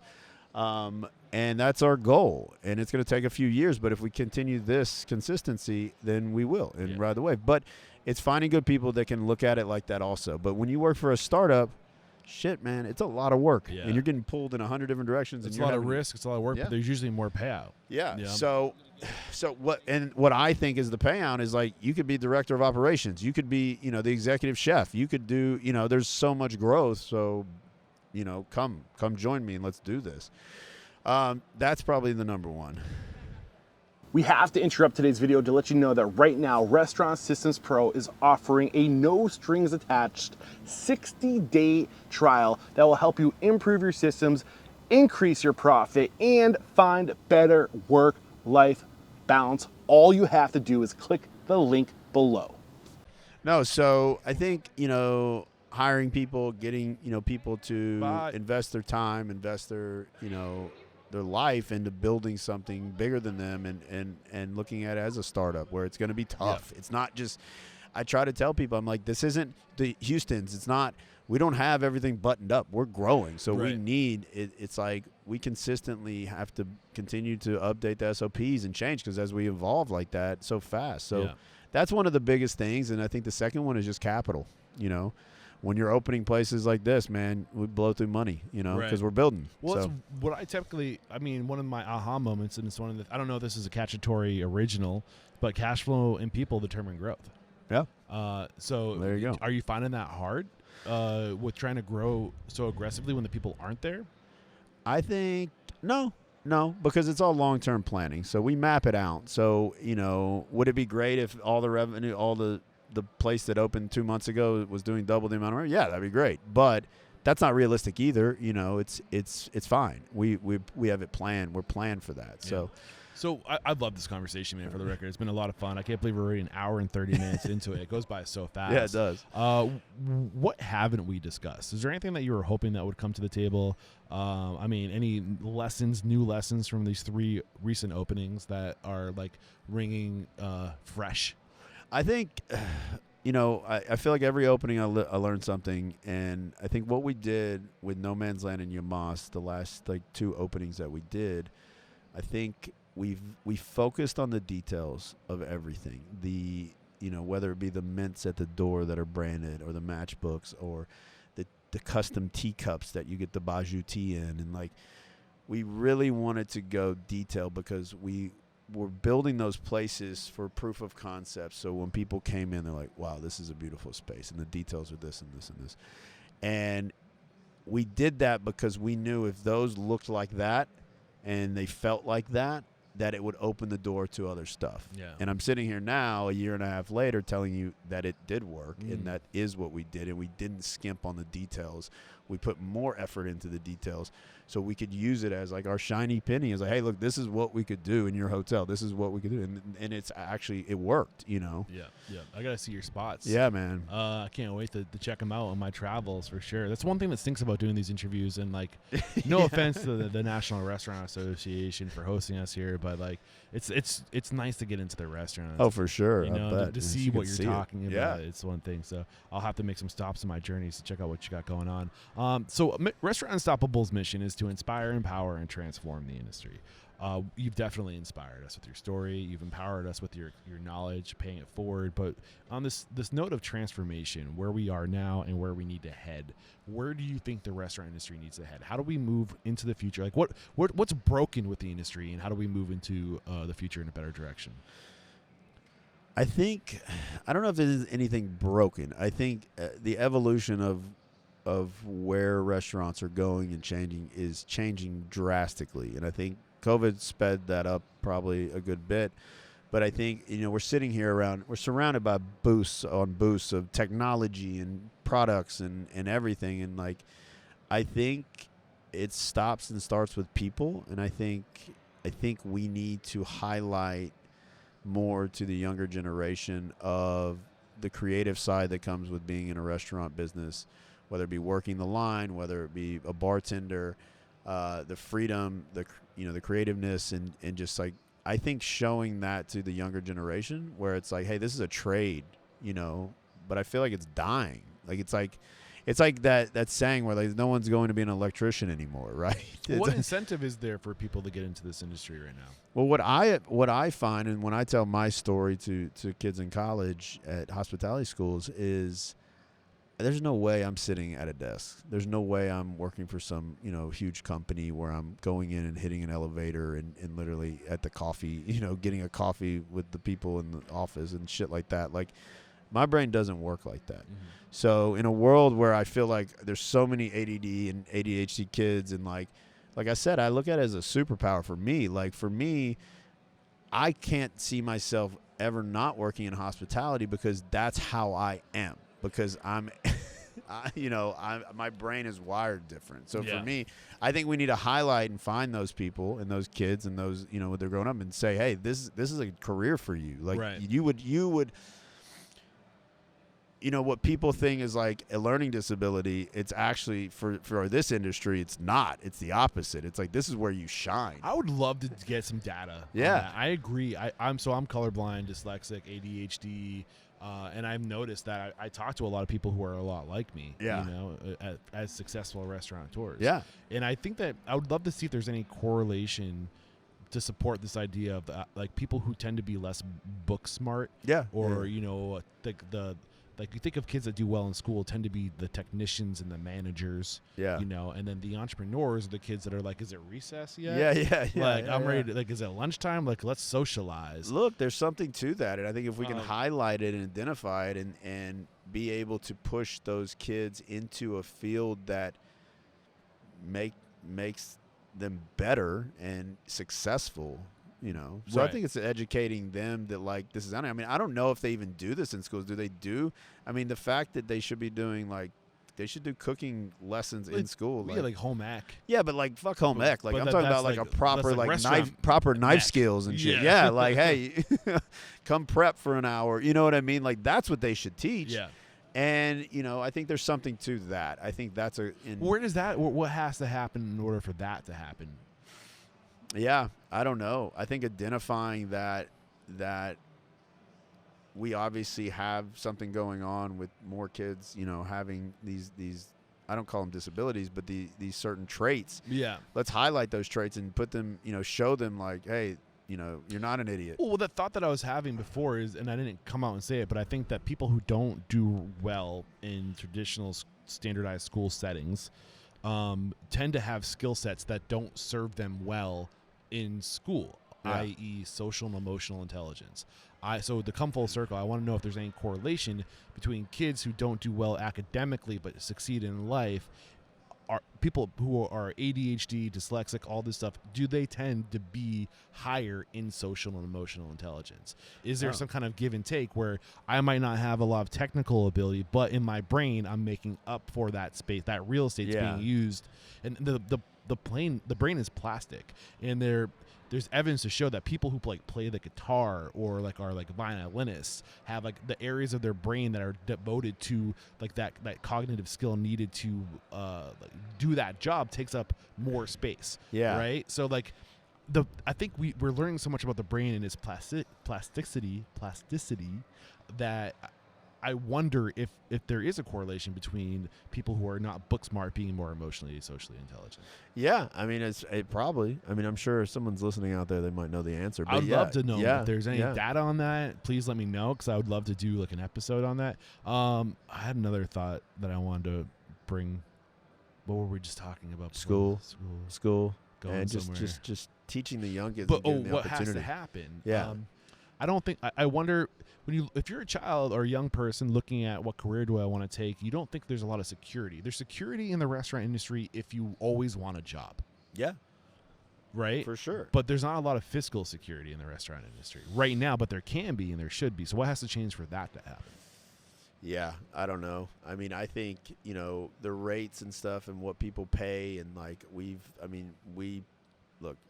pay so much more than we were paying 3 years ago, and I think that's fine. And I'm not, I come from the mindset of, if you do your job well, you're not going to hear from me. Right. You know, when it comes to giving you a raise or in that, like I'm all about that. Right. But yeah, I don't know. I mean, I think that's an interesting thing. I don't know if I think if you have a skill set and whether it's knife skills or prep or cooking or whatever, and like you don't have to be a chef, to where you're creating menus and stuff. But if you can run a line, I mean, that's job security to me. Yeah, there's definitely job security. There's no lack of opportunity in this career. Same thing with like general managers. If you have the skills to run a floor and run the room as a general manager, and you know how to read a P&L, and you can control cost, and you can hire people and train people, that job, I mean, I would hire 3 right now if I could. Right. Like, and I think that's just me, and I have a small company, so you can imagine these big companies. So that's something, and you can make way over 6 figures as a general manager. Yeah. So I think it's just a matter of educating the consumer and letting them know that, like, we need to charge more money because we want to be taken seriously. And guess what? You still want to go out to eat, motherfucker. Yeah. So pay up. And I think we need to do it. We need to do it collectively. And stop undercutting each other, because that's what got us into this mess. Yeah. Is saying, hey, I'm gonna beat the guy down the street by offering $1 less on my. I'm not gonna do menu engineering. I'm gonna do. It's interesting.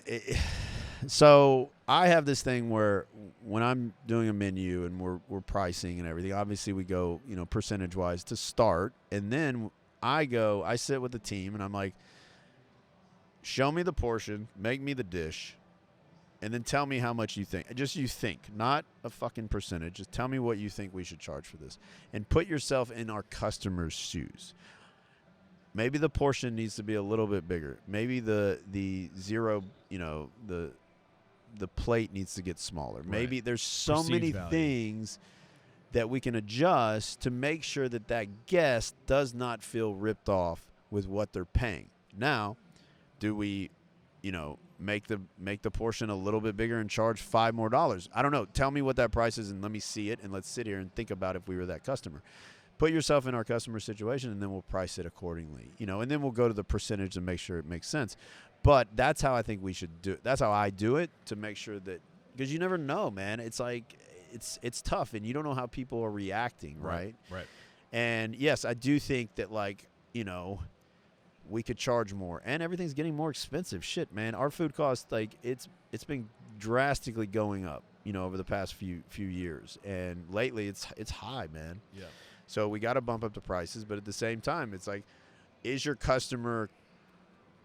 I have a theory where, like, I would rather the customer come back 3 times a week and spend less than come back once a week and spend more. And the reason being is, like you said, it's like, the customer that's always coming, that's the person we want, man. I want the person coming as much 80%, 80%. Whatever. You can tell this is the end of my long here. 80% of your revenue comes from 20% of your guests. Yeah. So that 80-20 rule shows up everywhere. I've really loved today's conversation. Yeah, dude. Me too, man. It's been a lot of fun. We need to take one more quick break to thank our sponsors, and we're gonna come back and bust out a speed round. We have to interrupt today's video to let you know that right now, Restaurant Systems Pro is offering a no strings attached 60-day trial that will help you improve your systems, increase your profit, and find better work-life balance. All you have to do is click the link below. We're back, and the first question I have for you is, what is your it factor, habit, or trait, or characteristic you believe most contributes to your success? My personality. What is your biggest weakness? My personality. What do you mean by that? And it comes up all the time where your biggest strength is your biggest weakness. Yeah, I think, look, I'm over the top, and sometimes I put my foot in my mouth sometimes. I get that. I'm right there with you, man. I think we're cut from the same cloth. Yeah. What is one question you ask or thing you look for when you're growing your team? Just work ethic. What is your biggest challenge today? Funding. How are you overcoming it? Constant meetings, constant new partners, new investments, meetings. Getting the word out there. Yeah, anybody want to throw some money? Yeah, hey, it's interesting because it's the more people I ask and the more people I get, it's an opportunity for people. I'm growing this company exponentially, and that's something that, like, I don't like to raise capital. No. I'm weirdly good at it, but spending money's fun. Making it. I'm weirdly good at raising capital, but I don't like to. It's not like one of I my feel the same way. like things that I enjoy. Yeah, you know? yeah, So. I hear you. What is one code of conduct or behavior you teach your team? A way to be, a way to act, a core value. One of our core, I think it's uniqueness. So for me, it's like I don't like scripts. So I want people to be them. I don't hire. I hire off personality, and we can teach the rest because you can't teach someone a personality. I love it. I tried. What is one uncommon standard of service you teach your team? Something that's common within the four walls of your establishments, not common throughout the hospitality industry. That's a good one. I think something that we do is we break down that barrier of customer and employer. So I always tell our crew, like our servers, our bartenders, I go, my goal for you is I want our customers to become your friends. I like that. What is one book that's a must read to make us a better person or restaurant owner? Well, I mean, we talked about them earlier, so I think Setting the Table is obviously. I usually, sometimes I say, you got to pick. For a while, I didn't let people use that book. Really? I was like, another one. Because it was always everyone's go-to. Well, I've read it so many times because it's one of those you know what I do? Fuck the books because I don't read. Like I listen. So audiobooks. But I'll tell you, I have a weird thing that I do before I open every restaurant. I watch 3 movies. Same movies? Yeah. What are they? Burnt, Chef, and I think what's it called? The restaurant 300 feet, the restaurant 300 feet away, or 300 steps or something. It's the one about the French countryside Michelin star restaurant, and then the Indian family that moves in next door. Across the street. Yeah, I forgot what it was. That is a good movie. So I watch those 3 movies every time I'm opening a new restaurant. And what are you trying to do? It just kind of like I've done it so many times, like it just kind of re-sparks my passion and my adrenaline, and like just kind of gives me back to square one of like, fuck yeah, I love what I do. It's a little reminder, because you get lost, man. You get lost in the grind, and I have a tough time thinking about how far I've come, and I don't do it enough. I don't think about it enough, and I should. I love that, man. What is one thing you feel restaurateurs don't do well enough or often enough? I don't think they travel enough. Now, hear me out. So I started traveling a lot a few years ago, and my mindset changed completely in hospitality. So now I try to travel a ton. Europe, wherever. I've been all over the world, but like it definitely like pushes the boundaries of my mind and opens me up. I know guys all the time, they don't do that. Right. They just in the grind, and I'm like, dude, go travel. It will change the way that you think about stuff. Yeah. Also, I mean, traveling to like third world countries or second world countries too, and just seeing how they do things. Oh, like, yeah. we get it backwards sometimes. Yeah. Like we might be the quote unquote first world country, but like being in Thailand and like seeing the level of like community that's there and like the markets. Can we just say the best, I think, in the world? I love Thailand. Hospitality. Oh my gosh. In the world. Show me different. They live in 10 buildings and they'll give you anything. Like they have not anything they have to give you. If they have to give it to you, they'll just give it to you. Yeah, I just have never experienced hospitality like that, where they're there to service you, serve you, like literally, like that is. And look, they're working at a hotel or a restaurant or whatever, but like they literally, they feel it. You feel it. They're like For sure. What is one piece of technology you've recently adopted within the 4 walls of your restaurant that's had a huge impact on communication, efficiency, profitability, anything along those lines? Ugh.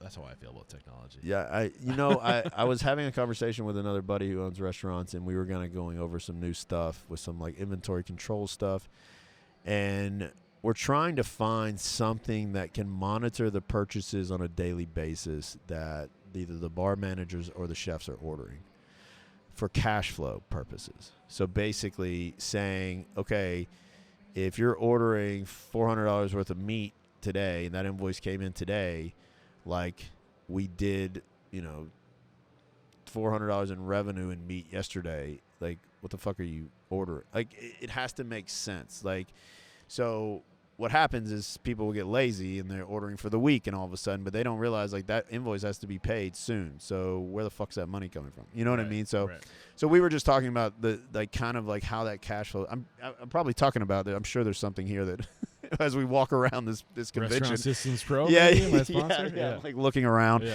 So, but I think some kind of system like that can hold the chefs and the bar managers and GMs accountable on a daily basis and get them to understand the cash flow aspect of that. I recorded a step-by-step course with Rudy Mick, who's a world-renowned consultant. I can't remember exactly how. I think I read a book, and he was the consultant in that book of a restaurateur I had on the show. But he goes through inventory management, like his daily process for inventory management. He shares the whole thing. Right. You should check it out. Yeah, I got to check it out. Yeah. All right. We're at the end of the interview. Wait, did you ever recommend a technology, or did you just say you need a technology? No, I said I need one. Okay. Like nothing we're using right now is anything like crazy. I mean, we're very Excel sheet driven company at this point. Yeah. I think Restaurant Systems Pro would be a great company for you to check out. For sure, and I'm not just saying that because they're my sponsor. They're good people. But let's go to the last question because it's a doozy. Okay. If you got the news, you'd be leaving this world tomorrow. All the memories of you, your work, and your restaurants would be lost with your departure, with the exception of 3 pieces of wisdom that you could leave behind for the good of humanity and for your legacy. What would those 3 pieces of wisdom be?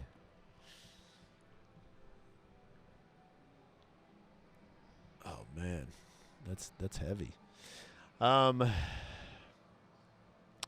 kind of like always think about this like this ideology or this idea that like don't live to work or not work to live. Whatever, you know where I'm going with this. Yeah, don't. So basically, live to work to live. I fucking like. I love what I do. So if there's any advice or anything that I would like to leave is the idea of like make sure that you do some. If you love what you do, you'll never work in your life, and that's how I truly believe. I truly feel that way. So is that 2 separate things? Don't live to work, work to live. If you love what you do, you'll never work a day in your life. Yeah. And what's the third one?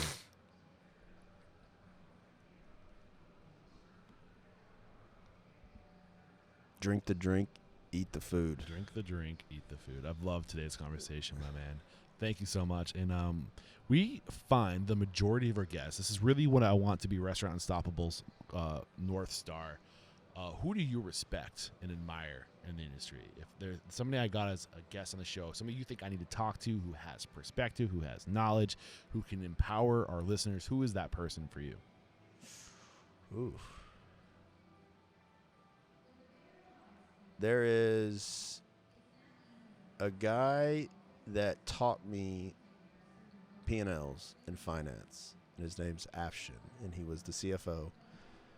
I can send you his info, but he was the CFO of SB for a really long time, and when I came and started working with the company and started having to deliver P&Ls and actually review them and deliver them to the board and stuff like that, like I didn't know shit, man. Yeah. I didn't know shit. And when it came to that kind of stuff, and he took me under his wing and he literally sat with me and taught me how to read a P&L, what to look for. And yeah, I mean, I still talk to him to this day, and like he's so smart, and you know, that was just something. Where's he based? Los Angeles. Ashton, look out! I'm coming. Did I say that right? Is it Afshin, look out! I'm coming after you. I'd love to have you on the show. And you said he was the CFO of SBE. Yeah. I'd love to get you on the show. And if you enjoyed today's episode is 1006. Whoa. Head over to restaurantunstoppable.com/1006. We'll have a summary of today's discussion over there, as well as how to connect with Memphis. Memphis, what is your contact information if people want to connect? Maybe they're looking to come join your team. Oh, yeah. Look, my easiest way is social media, Memphis Garrett, across the board, on IG, Twitter, Facebook, and you can just email me, Memphis@Garrett, GarrettHG.com. Awesome. And just thank you again for taking an interest in in the man. show, It's my awesome, friend, dude. and Awesome. making it up here to Chicago to join me for this interview. There is no questioning, my friend. You are unstoppable. Awesome. Cheers. Thanks for We'll cut having it me. there.